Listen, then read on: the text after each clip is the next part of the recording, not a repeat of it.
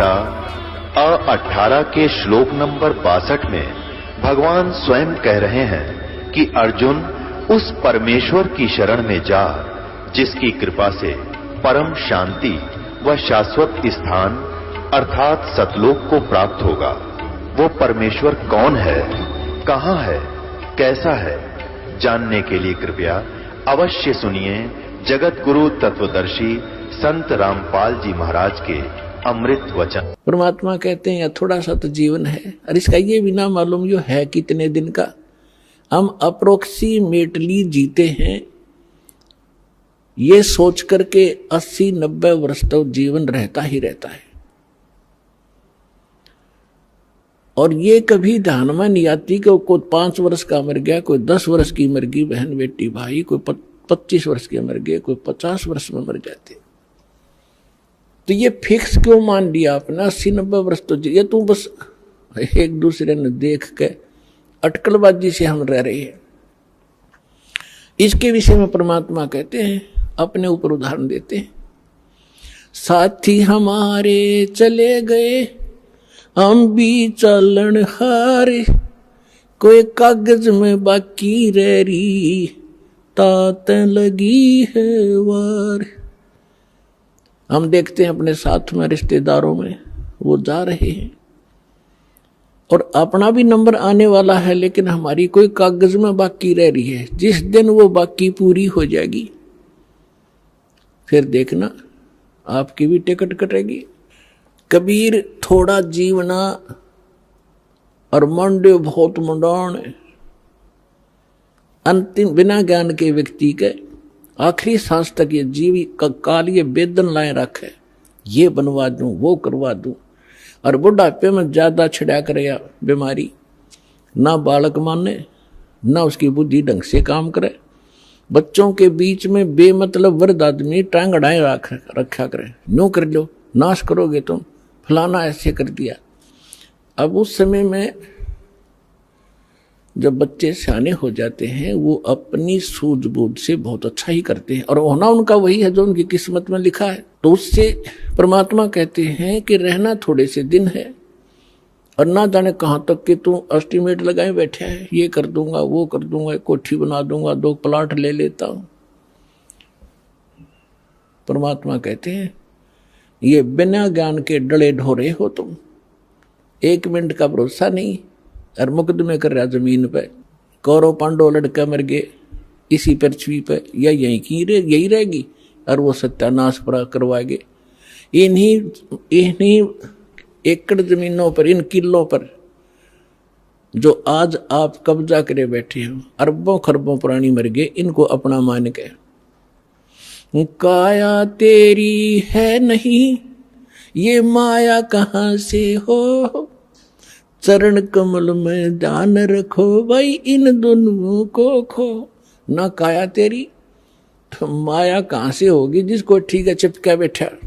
उसके लिए परमात्मा कहते हैं भगवान के चरणों का चिपका रहे, भक्ति करता रहे और जब तक यहां रहे इसको समझ ले एक रेस्टोरेंट है और जैसा भी रेस्टोरेंट तुझे तेरे भाग में मिला है उसमें सब्र कर, संतोष कर, अपना टाइम पास कर। जो उद्देश्य लेकर तू उस रेस्टोरेंट यानी धर्मशाला में कोई कमरा बुक करा कर रह रहा है उसका उद्देश्य क्या था, वो उद्देश्य यहां बताया जाता है। ये तन सराय धर्मशाला है, ये तन सराय में जीव मुसाफिर करता रहे दिमाग रे, रात बसेरा कर ले डेरा चले सुबेरा त्याग रे। इस संसार रूपी शहर में और इस शरीर रूपी एक धर्मशाला आपको जो कमरा मिला हुआ है ये किस लिए लिया आपने? आप यहां कोई व्यवसाय करने आए थे। राम नाम निज सार है, राम नाम निज मूल, राम नाम सौदा करो, राम नाम ना भूल। हम ये सौदा करने आए थे राम नाम का और वो हम भूल गए इस सराय में और बकवाद करने लग गए। कोठी बना लूं, बंगला बना लूं, घुट्टी ला लूं, डीजे बजा लूं।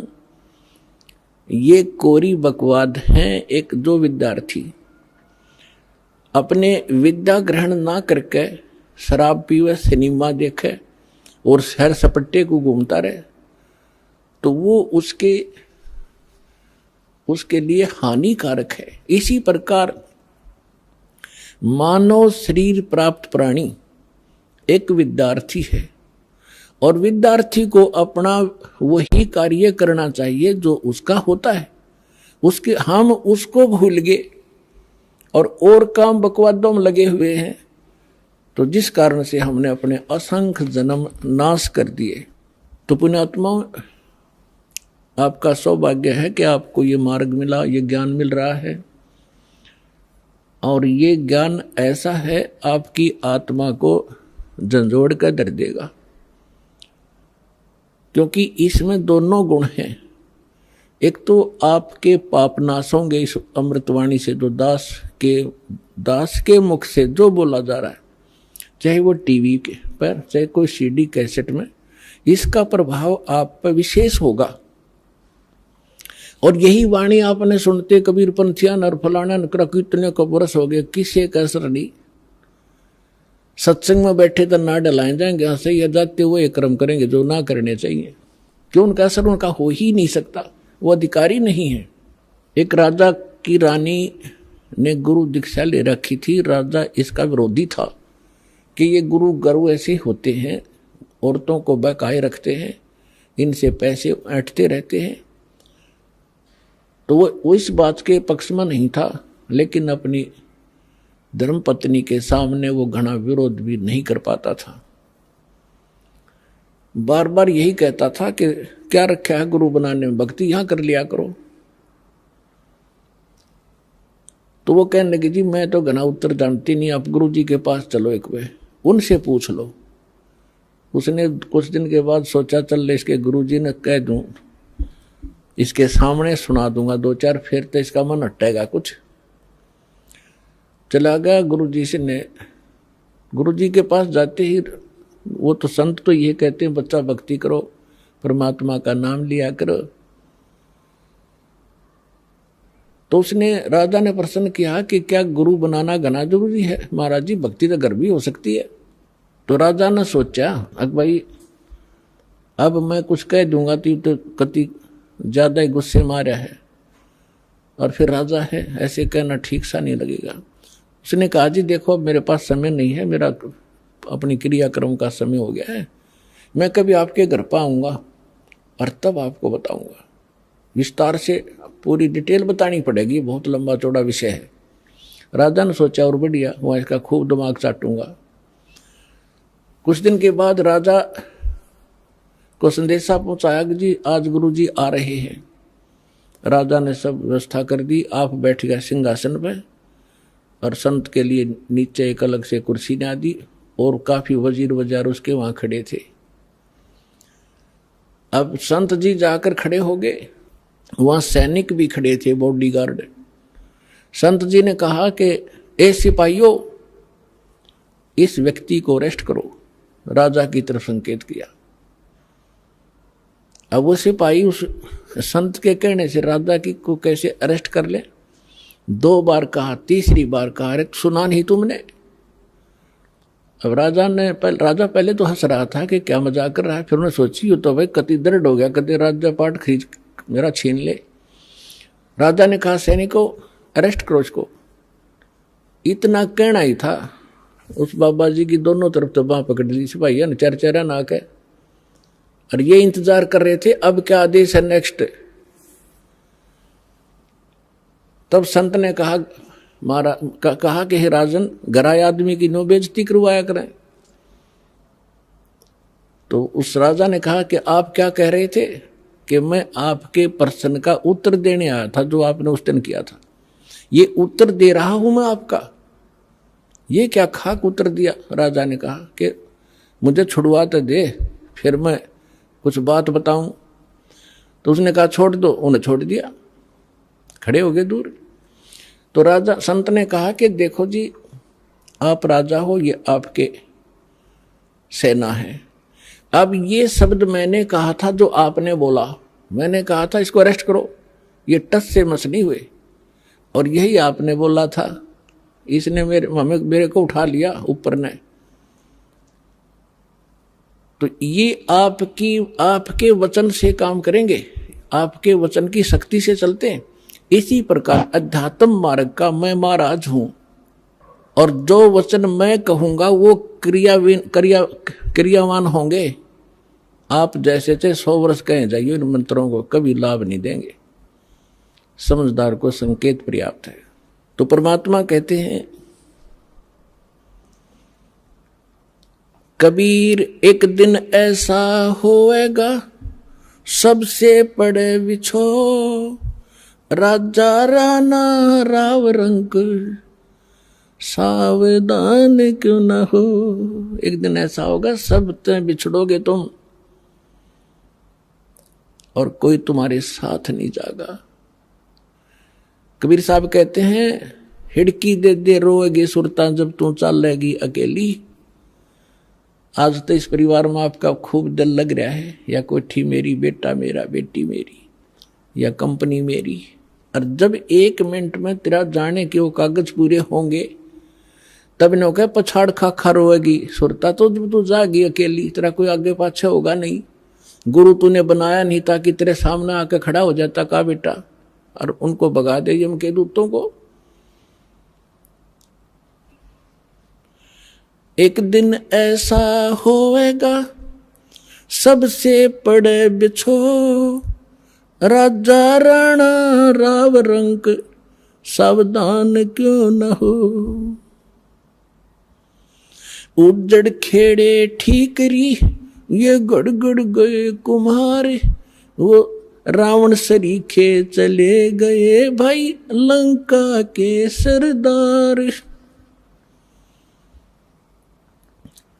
ऊंचा दिखे धौलरा, और मंडी चित्ती पोले, एक हरि के नाम बिना यू काल मारे रोले। एक एक शब्द मालिक का विचार करियो पुण्यात्माओं।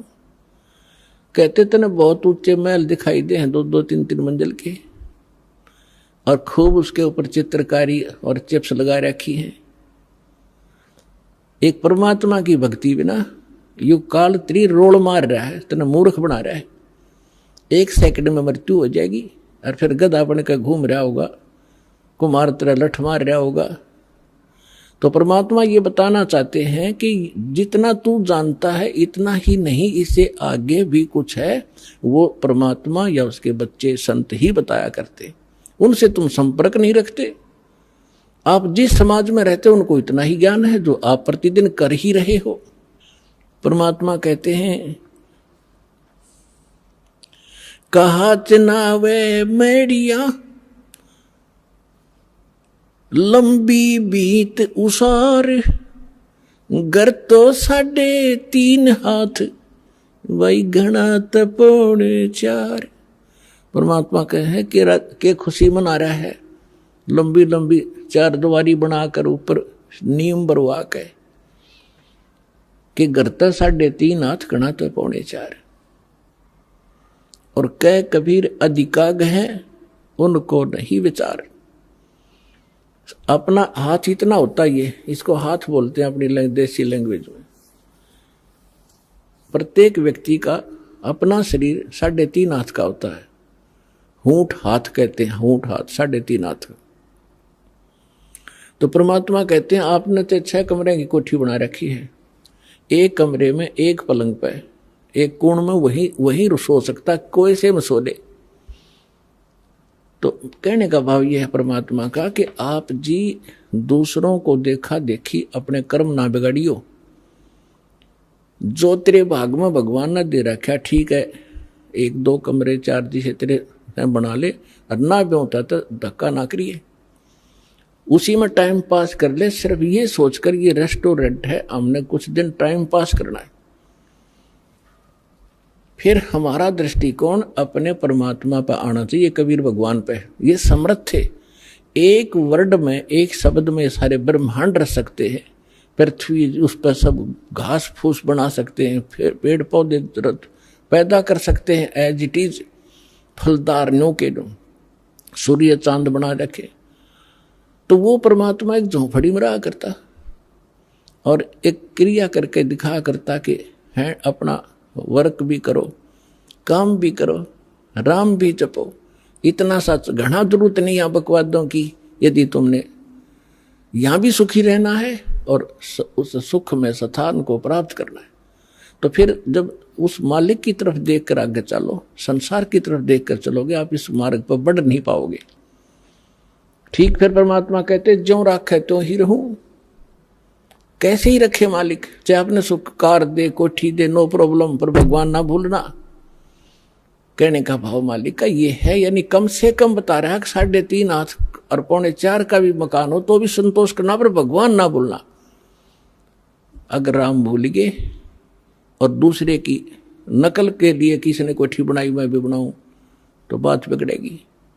भगवान कोई बालक नहीं, सब पता उसको कि इस बच्चे को जब तक खिलौना नहीं मिलेगा यो आगे नहीं चलेगा, तो वो भी खिलौने यहाँ वो देगा आपको। ऐसी बात नहीं, बालक नहीं है। अपने बच्चे को कोई रोता नहीं देख सकता। और समर्थ धनी पिता तक कदे ना देखे तो आप धनी पिता की संतान होगे हुई उस कबीर भगवान की। आपको किसी चीज का अभाव नहीं रहने देगा, लेकिन भक्ति करनी पड़ेगी। अब यहाँ की स्थिति बताते हैं परमात्मा कि आप किस स्थान पर रह रहे हो। साथी हमारे चले गए, हम भी चालन हारे, कोई कागज में बाकी रह रही, तात लगी है वारे। पतझड़ आवत देख कर बन रोवे मन माही, वो ऊंची टहनी पात थे, आज पीले हो जाही। पात जड़नता यूं कहे, सुन भई तरवर राय, अब के बिछुड़े नहीं मिले, न जाने कहाँ गिरेंगे जाए। तरवर कहता पात से, सुनो पात एक बात, यहाँ की यह रीति है, एक आवत एक जात। परमात्मा एक उदाहरण दे रहे हमारे लिए। क्या बता रहे हैं कि जैसे संसार रूपी वन में और एक परिवार रूपी पेड़ लगा हुआ है, पतझड़ आती है, जब उनका पत्ते झड़ने का समय आता है, उस समय परमात्मा कह रहे हैं कि पहले हरा भरा था वो वन, अब मन में रो रहा है कि कोई पत्ता नजर नहीं आ रहा, पीले होकर गिर रहे हैं। और फिर क्या बताते हैं, पतझड़ के अंदर पुराने पत्ते टूट टूट कर पीले होकर गिर जाते हैं। कोई गंदे नाले में गिरता है, कोई पशुओं के पैरों के नीचे काटा जाता है, या कोई इकट्ठा करके फूंक दिया जाता है। उसकी तुरंत बाद छोटी छोटी कोपल फूट आती है और फिर वो पत्ते बनकर फड़फड़ाने लग जाते हैं। 1 साल वो फड़फड़ा लेते हैं और फिर उनकी वही दशा होती है, फिर नई कोपल आ जाती है। तो परमात्मा समझाना चाहते हैं कि आज जो हमारे जैसे बूढ़े हो गए, ये पीड़े हो गए, हम सफेद बाल साफ दिखाई दे रहे हैं, जान का टाइम आ लिया, और अब भी बकवाद ना छुट्टे तो फिर वो मूर्ख आदमी है। और तुरंत ही दादा की मरण का टाइम हो गया, पोते तैयार हो लिए, 50-60 साल वो पोते नाच कूद लेंगे, फिर उनकी वह दशा होगी। तो परमात्मा कहते तुम रह कहाँ रहे हो, कदे बुद्धि से काम लिया, और लिया तो कोई विकल्प नहीं था। आज आपके सामने विकल्प है इसका कि ये काम करके आप इसको सदा के लिए समाप्त कर सकते हो। परमात्मा समझा रहे हैं कि पतझड़ आवत देखकर बन रोवे मन माही, ये ऊंची टहनी पात थे, ये पीले हो जाए। पात जड़नता यूं कहे, सुन भई तरवर राय, अब के बिछुड़े नहीं मिले, ना जाने कहाँ गिरेंगे जाए। अब जैसे कोई व्यक्ति को पता लग जाता है कैंसर होगी, डॉक्टर ने बता दिया कि अब 10 दिन का मेहमान है, सभी रिश्तेदार इकट्ठे होने शुरू हो जाते हैं, कुल के लोग भी हाजिरी लगाना शुरू कर देते हैं। और वो कहता है, उसको उस समय महसूस होता है कि जिस परिवार में मैं रहा था इसमें रह नहीं पाऊंगा, जाना पड़ेगा। तो वो अपने आप कहता है, भगवान अब क्या होगा मेरा, ना जाने कहाँ जाऊंगा। तो कुल के लोग सांत्वना देते हैं, भाई चिंता ना करें, यहाँ तो सबके साथ ऐसी ही बनती है, कोई पहले मर गया कोई पीछे मर गया, ये तो सबने ही जाना है। तो यहाँ की एक रीति है और ऐसी सांत्वना हम देकर उसको संतोष देते हैं और अपनी चिंता फिर नहीं रहती। हम सोचें इसको कुछ सांत्वना दें, यो ठीक ठाक मर जा। तो यही उदाहरण दे रहे हैं परमात्मा के पात जड़नता यूं कहे। एक परिवार से निकल कर जाने वाला जो व्यक्ति मरने वाला कह रहा हो, सुन भाई तरवर राय, अब के बिछुड़े नहीं मिलेंगे तेरे तय, ना जाने कहाँ गिरेंगे जाए, ना जाने कुत्ते बनेंगे गधे बनेंगे, पता नहीं कहाँ दुर्गति होगी। अब तरवर कहता पात से सुनो पात एक बात, यहाँ की यह एक रिवाज है, परंपरा है, रीति है।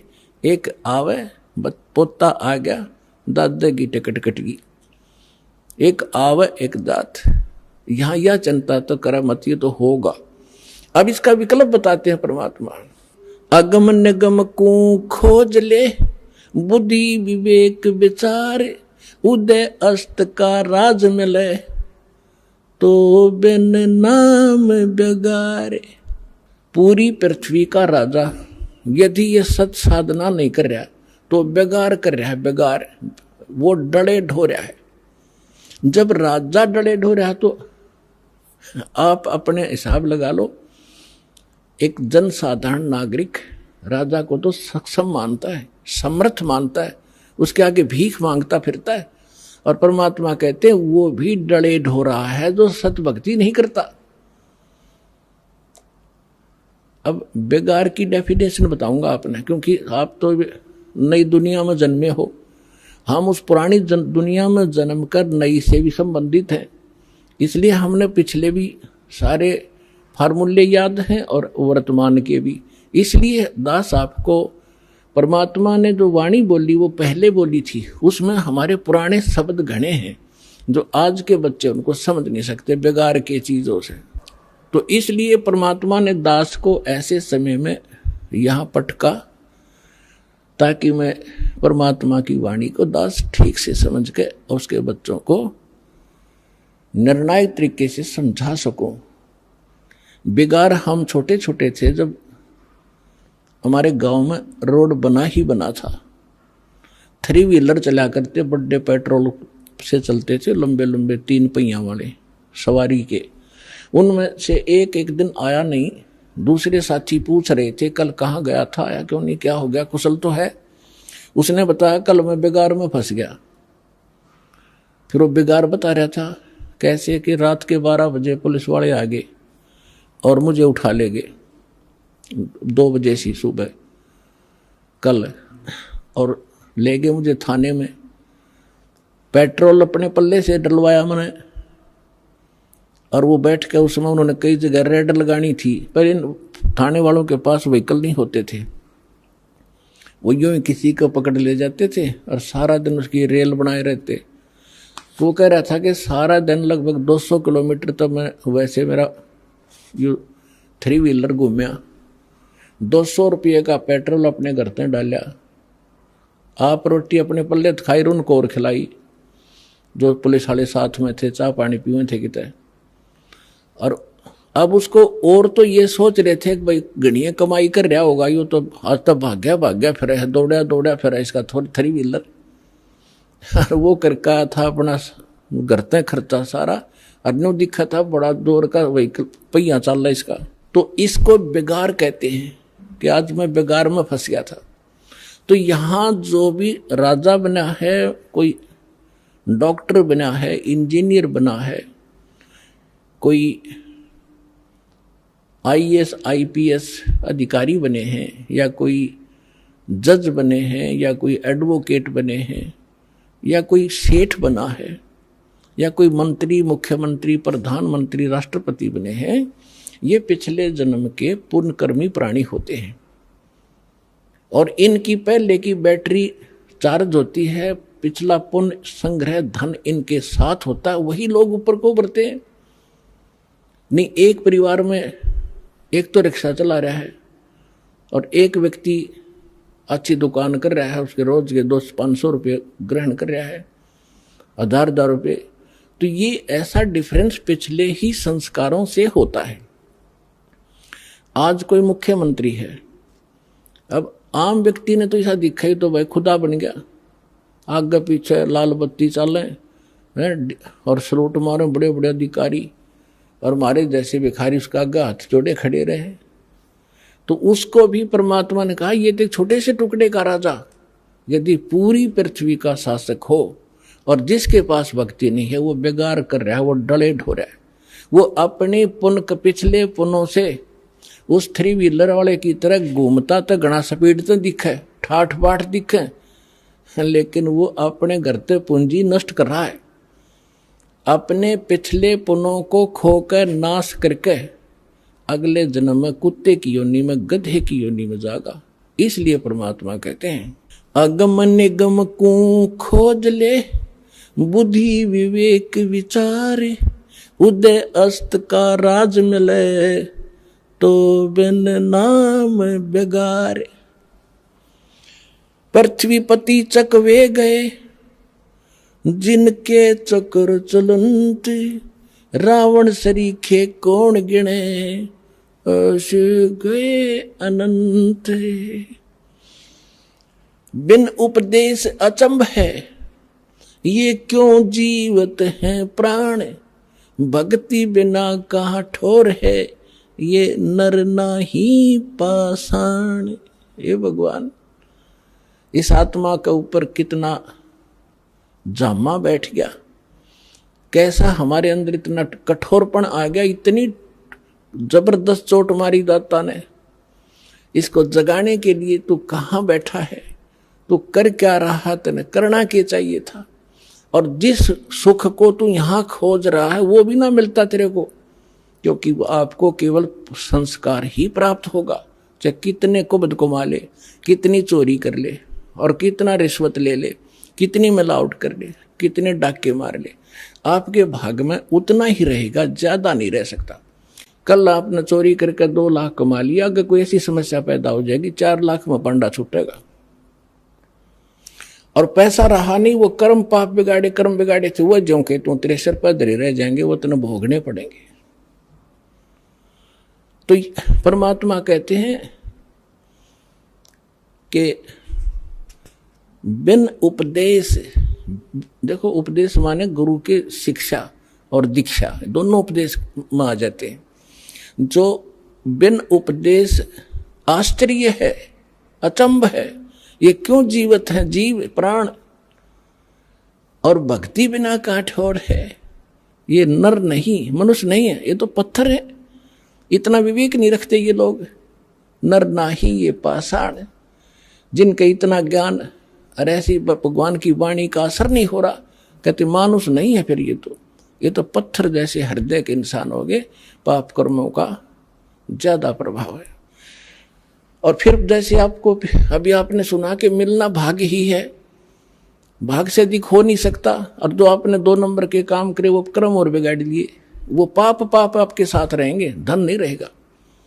फिर इसका विकल्प बताया परमात्मा ने, ठीक है अनजानपने में जो गलती होगी सो होगी, आगे से सतर्क हो जाओ, यहां से दीक्षा लो, आपके पिछले पाप भी नाश होंगे, आगे आपके भाग्य में ना होगा, ये समर्थ है, आपके नए लेख लिख देगा ये कबीर भगवान, वो समर्थ शक्ति है, समझ लेना इस बात को।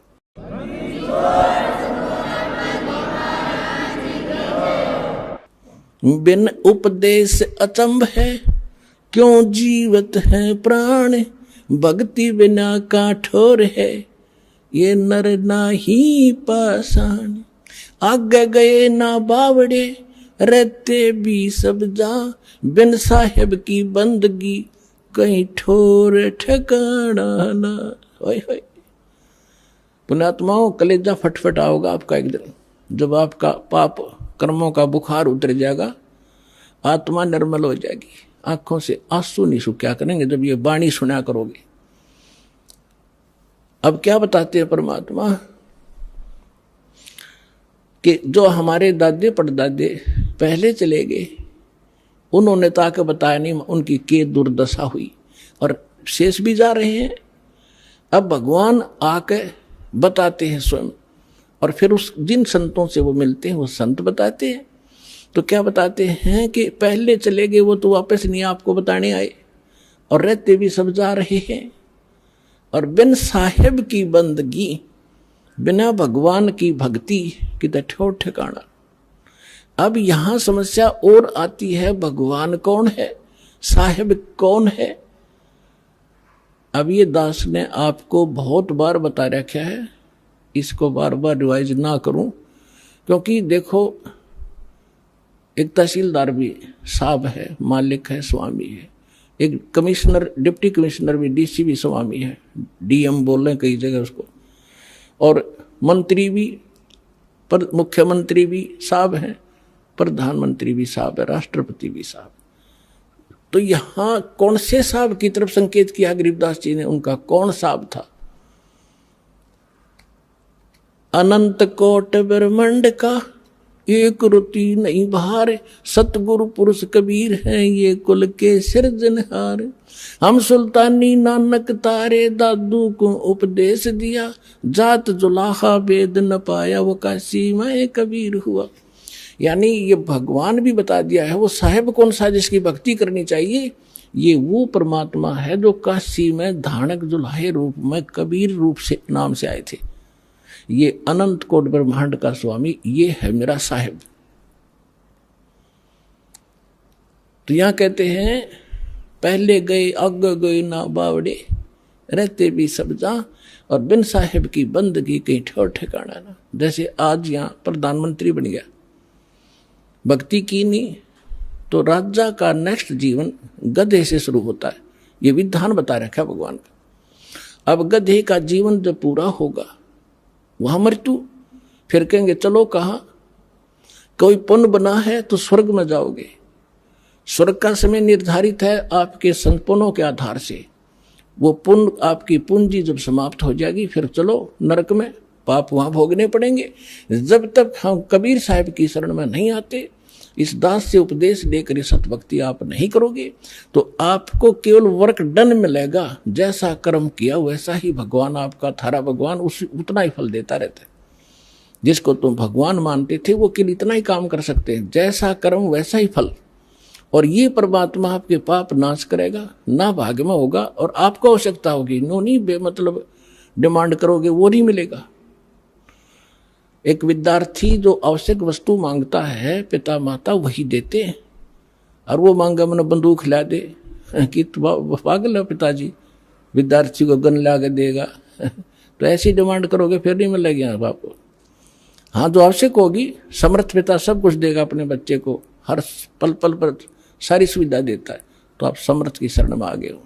तो इस प्रकार अब फिर उसके बाद जब आप नरक में जाओगे, फिर नरक से कहेंगे चलो समय पूरा होगा, कुत्ता बनो, कुत्ते का समय पूरा हुआ, चलो आगे नेक्स्ट जीवन। और फिर कभी मनुष्य बन गए भूल भटक कर, फिर यही क्रियाएं, फिर मृत्यु, फिर चलो। तो कहते हैं आगे गए ना बावड़े, ये रहते भी सब जा, और बिन साहेब की बंदगी कहीं ठोर ठिकाना ना।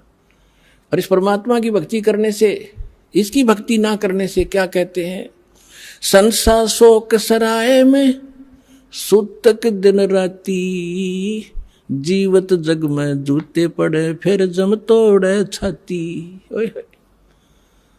कि सब किसी ने देख ले, किसी का ज्ञान कंप्लीट नहीं, सब शंका के अंदर है, सबको संशय बना हुआ है, सबको ये चिंताएं सता रही है। कहते संसा शोक सराय में, इस मनुष्य रूपी सरा में ये तुम्हारे अंदर भर रखी काल ने।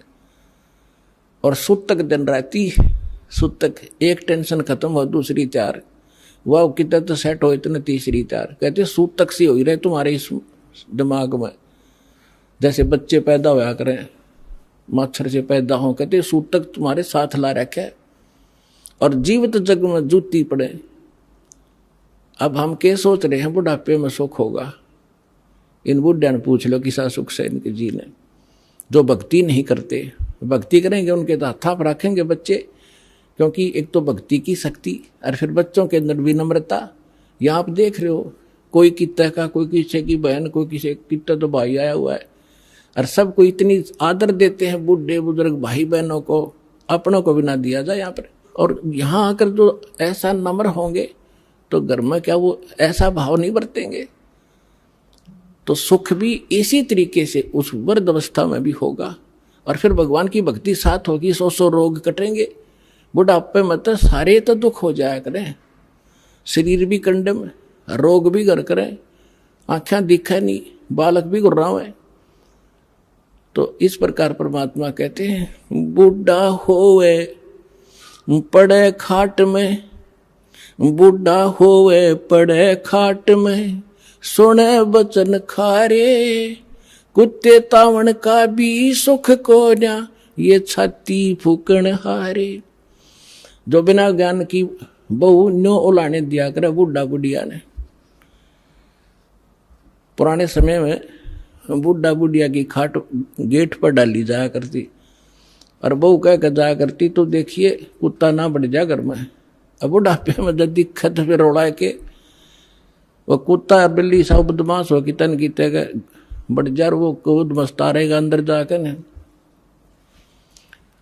तो दूध दाद या लस्सी लस्सी खिंडा दी गिरा दी उसने, तो बहू आवेगी, अंदर जाते देखेगी उसकी सौ पर सुई जावेगी, तब उसको लाना देती है।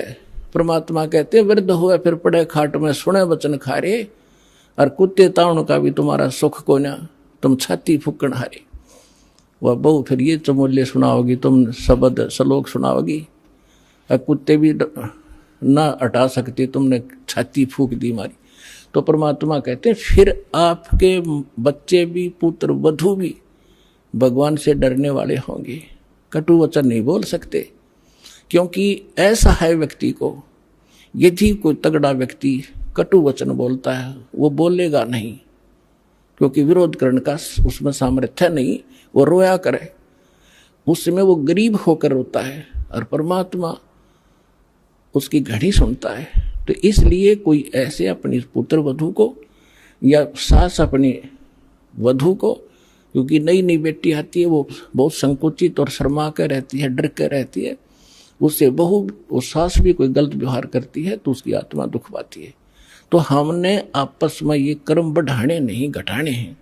तो इस ज्ञान से ये भी आपके अंदर एक पैमाना बना रहेगा कि नहीं, दुख नहीं देना चाहिए, स्वयं दुख हो लेना चाहिए, दूसरे को दुखी हम नहीं कर सकते। हिरणा कुछ में मैं करे कोटि 49 राज। अब क्या बताते हैं कि संसा शोक सराय में सूतक दिन राती, और जीवित जग में जूते पड़े फिर जम तोड़े छाती। अब यहां तो सारे उम्र दुख में काटेगा, बुढ़ापे में बूढ़ा स्वयं दुखी, फिर ऐसे व्यवहार से भी तंग, और अगले जन्म में कहते हैं फिर बिना भक्ति किए हुए प्राणी को यम के दूत घसीट के ले जाते हैं, उसकी टट्टी और पेशाब निकल जाता है, उसको आकर इसी भयंकर शकल दिखाई देती है। अंत समय में उसकी गर्दन दबा दी जाती है, सूक्ष्म रूप से जबान बंद कर दी जाती है, वो बोल भी नहीं सकता। और जो भक्ति करते हैं परमात्मा की, ऐसे जाएंगे जैसे स्वप्न, जैसे आप ऐसा स्वप्न होगा जैसे सत्संग में चलते हैं, वहां भगत दिखाई देंगे, अरे कहाँ जा रहे हो, क्या हो, बरवाला चलते हैं, चलो भाई चलो चलो, ऐसे छोड़ कर भाग लेगा शरीर को, जैसे रजाई छोड़ कर भाग लिया करें गुरु जी को देखने के लिए।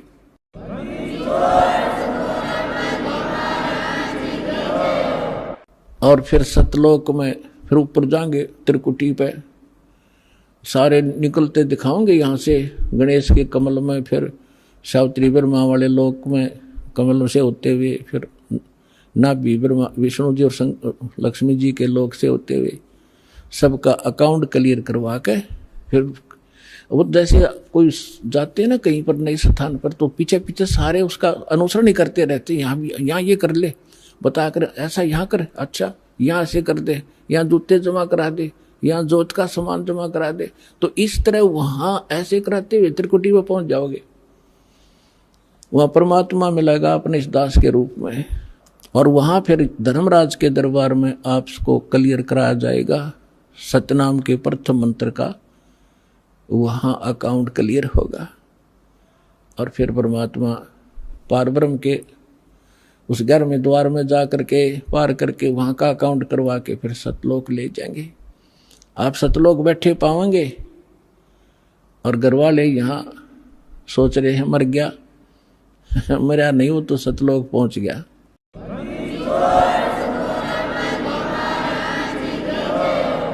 हिरण्यकुश में मैं करे, यहाँ की इस भौतिकवाद की कितनी इसके अंदर कमजोरी है, जिसके ऊपर आमांडी पाके बैठे थे।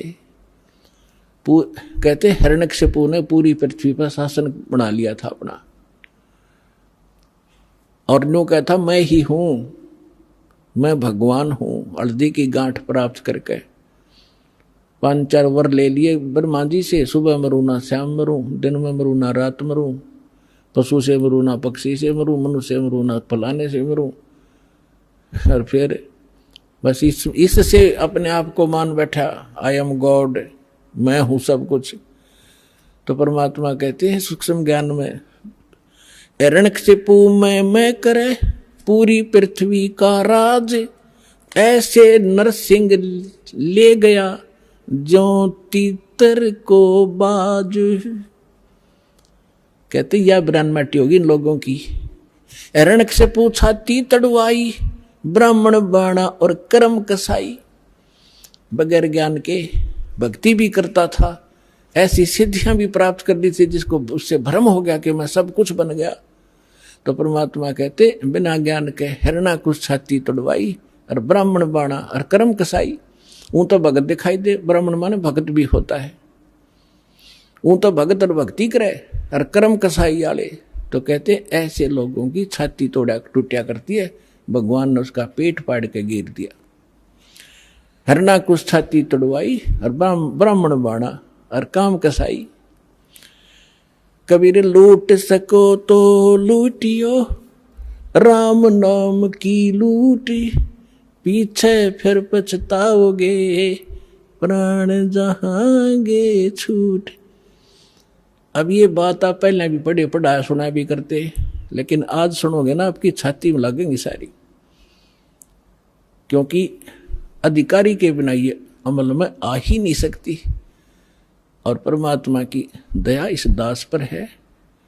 आपको दास बार बार समझाता है, दास एक जीव है, लेकिन समर्थ के संग में उस परमात्मा ने दास को अपना मान लिया, और दास एक चलता फिरता पावर हाउस है थोड़े पावर का, जो इस पूरे संसार ने तो पर्याप्त है, इतनी पावर है दास को दे रखी है।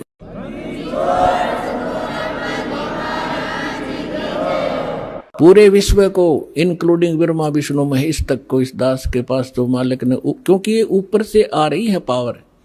अब जहां कोई पावर हाउस है बरवाला में, वो पावर हाउस एक खोखा है, और उसका कनेक्शन थर्मल प्लांट से है, जहां बिजली दिन रात बनती ही रहती है, वहां एंड होता ही नहीं। और इसकी अपनी अक्षमता है, ये बरवाला के लिए पर्याप्त है। तो इसी, लेकिन वो लाइट आ रही है वहां से, अगर यहाँ इसको जरूरत ज्यादा बढ़ेगी तो इसकी अक्षमता भी बढ़ जाएगी, लेकिन लाइट आ रही है पीछे से ही। तो उस परम पिता से, कबीर भगवान से, सतलोक से दास के पास वो पावर आ रही है, और आगे कनेक्शन दास आपको उसी पावर से दे रहा है। अब क्या बताते हैं कबीर, जिव्या तो वाहे भली, जो रटे हरि नाम, नहीं तो काट के फेंक दियो, यो मुख में भलो ना चाम। परमात्मा के नाम के जाप की कितनी महिमा बता रहे परमात्मा। वैसे तो जिव्या बहुत काम आवे, खाना खान में भी काम आवे, और भी कड़वा मीठा चाखण के भी काम आती है। परमात्मा कहते हैं यदि इससे आपने भगवान की भक्ति और उसका गुणगान नहीं किए, तो इस चाम की इसे अच्छे जगह पे मुंह तो हम सबसे उत्तम मानने हैं, इसमें कति आवश्यकता है। ये जीव ना तय फिर ईसा जुलम करेगी। कहते हैं एतय पराई आत्मा जीव बांध तलवार, या जीव तलवार का काम करेगी। कोई गरीब, एक कमजोर व्यक्ति को एक तगड़ा व्यक्ति, बलवान व्यक्ति कोई अपने मुख से ऐसे वचन कह देता है, अब उसके साथ ना प्रतिशोध कर सकता, ना उसको कुछ जवाब दे सकता, बैठ कर रोता है। उसकी आत्मा को जख्मी कर दिया उस नीच व्यक्ति ने इस जीभ वाली तलवार से। आइए अब हम उन श्रद्धालुओं के अनुभव जानते हैं जो जगत गुरु तत्वदर्शी संत रामपाल जी महाराज जी से दीक्षा प्राप्त कर चुके हैं तथा उनके द्वारा बताए गए भक्ति मार्ग पर चल रहे हैं। नमस्कार सर। सत साहिब जी। सर क्या नाम है आपका? शिव कुमार दास। शिव कुमार जी, आप कहाँ से हैं? मैं आगरा से हूँ। शिव कुमार जी, संत रामपाल जी महाराज से नाम दीक्षा आपने कब ली? मैंने 17 अप्रैल 2016 में नाम दीक्षा ली। सर, संत रामपाल जी महाराज से नाम दीक्षा लेने से पहले क्या आप भक्ति साधना भी करते थे? जी, मेरे पापा मम्मी सोमवार का व्रत रखा करते थे और जो पूजा पाठ किया करते थे वही मैं किया करता था। लेकिन मैंने देखा घर में कि ज़्यादातर प्रेत बाधाएँ रहती थी और कभी डॉक्टर के पास जाते थे, उनसे आराम नहीं मिलता था और तांत्रिक वगैरह घर में आया करते थे। तो मुझे लगता था कि शायद तांत्रिक वगैरह जो आते हैं इन्हीं से लाभ मिलता है।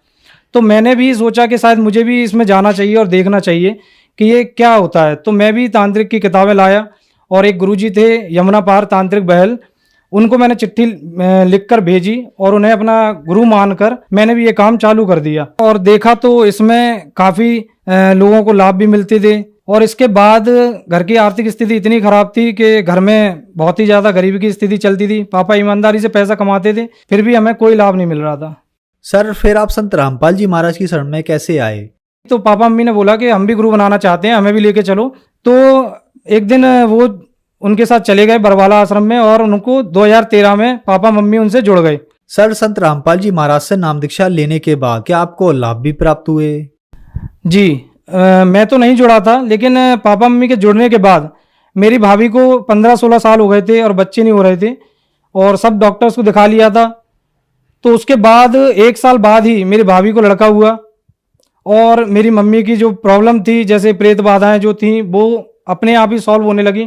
हमारे घर में कोई बाबा वगैरह ये सब आते थे, जिस दिन नाम दीक्षा ली उसी दिन वो सब चले गए और धीरे धीरे हमारी आर्थिक स्थिति ठीक होने लगी।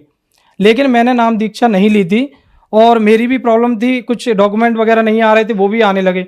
इसके बाद कुछ साल बाद मेरे साथ एक प्रॉब्लम हो गई। संत रामपाल जी महाराज ने मुझे दर्शन दिए और बोले कि बेटा आश्रम में आना, हम तुम्हें समझाएंगे।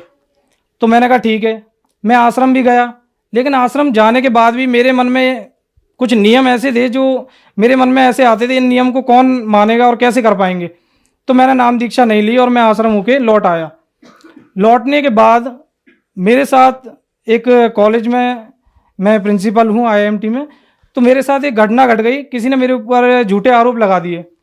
उन आरोपों के चलते मेरे साथ इतनी मानसिक परेशानी हो गई कि मुझे सुसाइड तक की नौबत आ गई।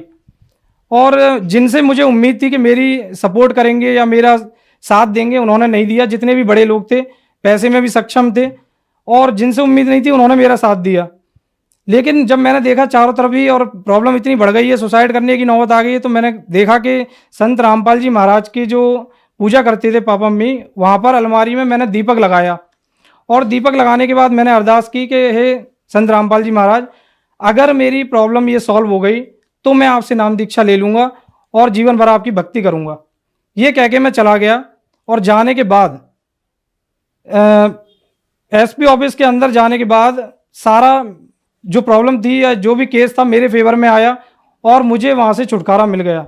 उसके बाद मैं नाम दीक्षा लेने के लिए नामदान सेंटर आगरा गया और वहाँ से मैंने नाम दीक्षा ली। लाभ मुझे ये हुए कि मैं सभी अपने पापा मम्मी से बहुत प्यार करते हैं, मैं भी करता हूँ।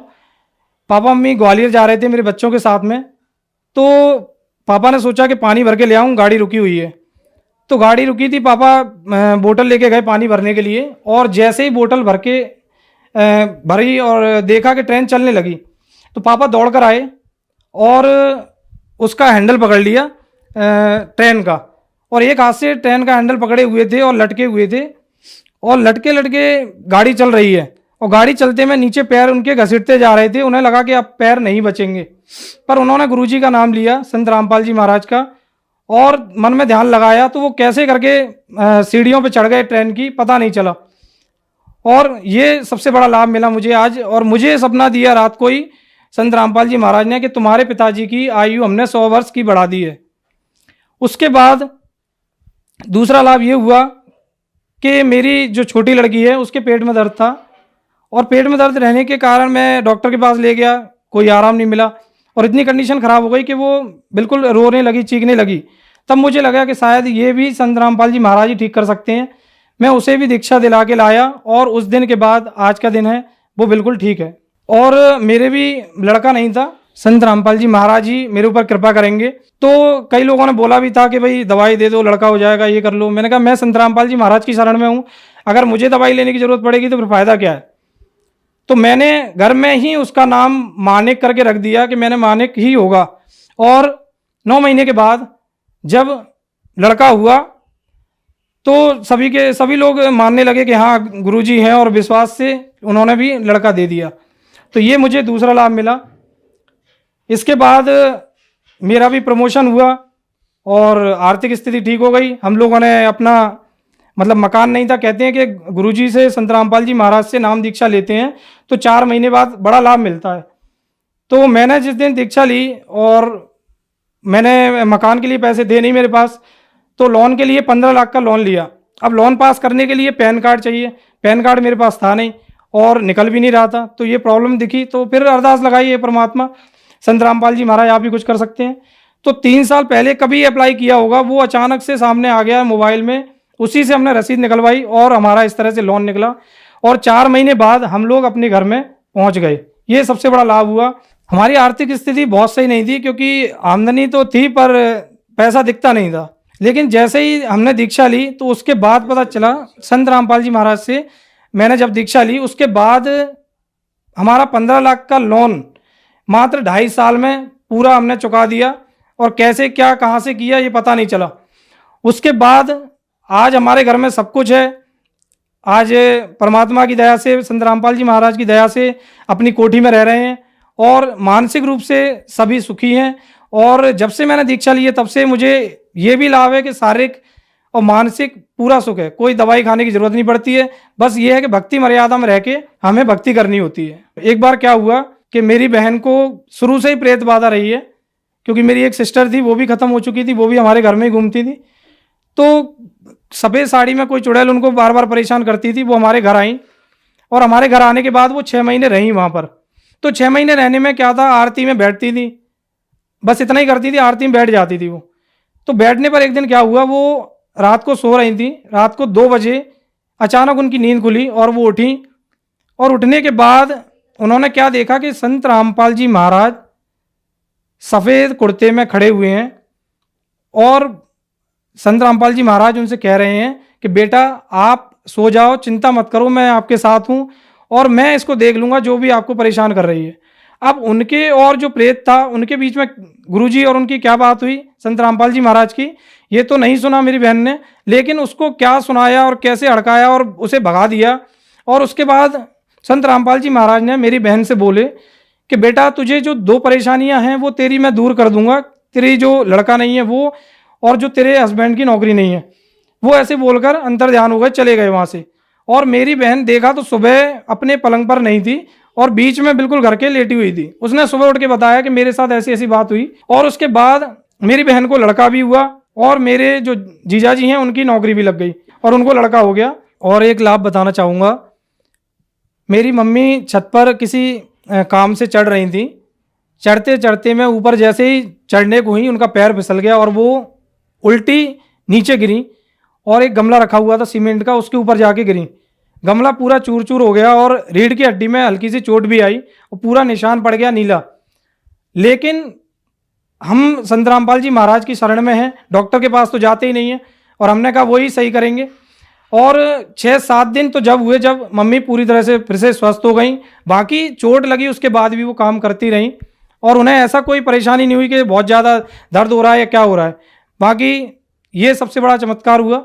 और घर में मम्मी का ब्लड प्रेशर आज के टाइम में 220 पर हॉस्पिटल ले जाना पड़ता है, उनका 250 रहता है और 250 में भी वो काम करती रहती हैं।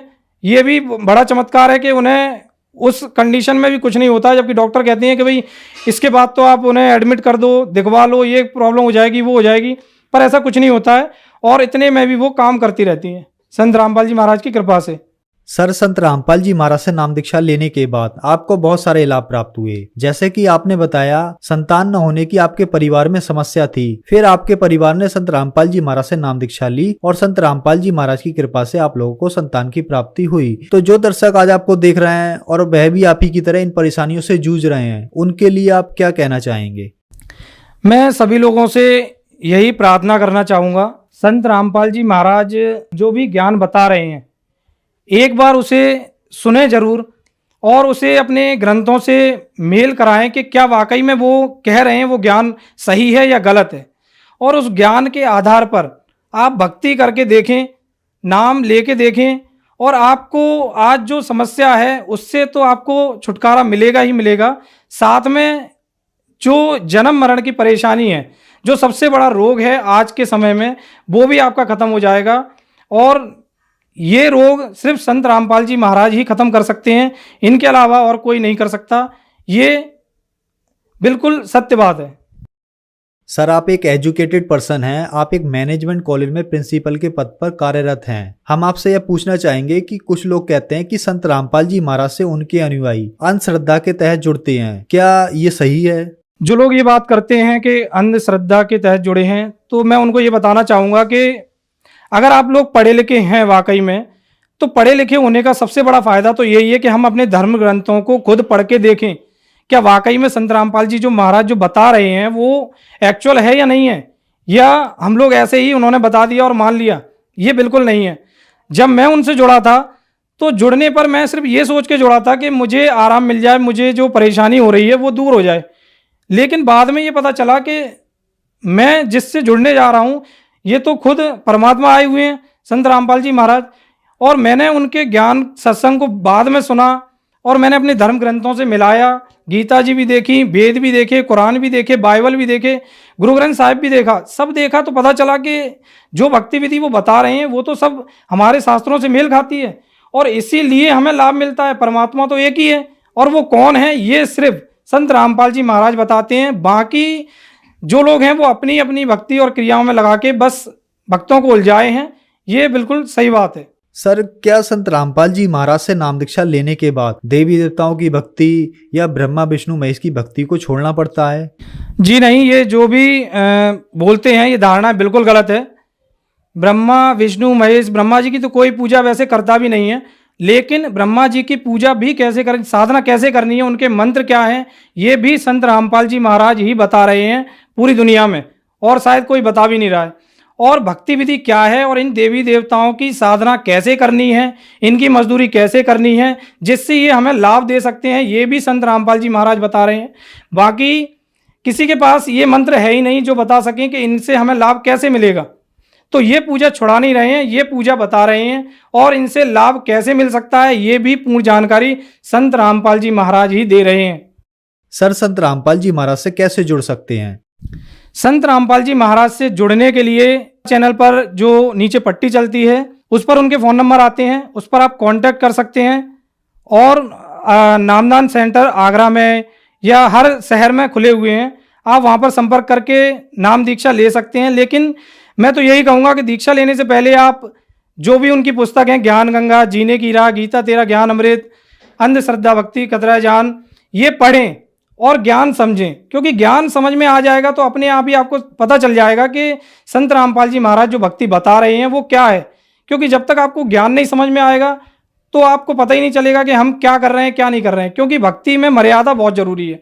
जो भक्ति मर्यादा में रहकर आज भक्ति कर रहे हैं उनको सब लाभ मिल रहे हैं और यहाँ भी लाभ मिल रहे हैं और मोक्ष भी मिलेगा उन्हें।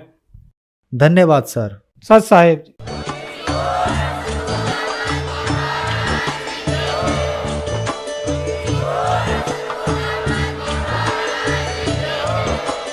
आप सुन रहे थे जगत गुरु तत्वदर्शी संत रामपाल जी महाराज जी के मंगल प्रवचन। अधिक जानकारी के लिए विजिट कीजिए हमारी वेबसाइट www.jagatgururampalji.org। संत रामपाल जी महाराज जी के शुभ आशीर्वाद से पूरे विश्व भर में 500 से भी ज्यादा नाम दीक्षा केंद्र हैं, जिन पर संत रामपाल जी महाराज जी द्वारा ऑनलाइन निशुल्क नाम दीक्षा दी जा रही है। अपने नजदीकी नाम दीक्षा केंद्र का पता करने के लिए संपर्क करें 8222880541।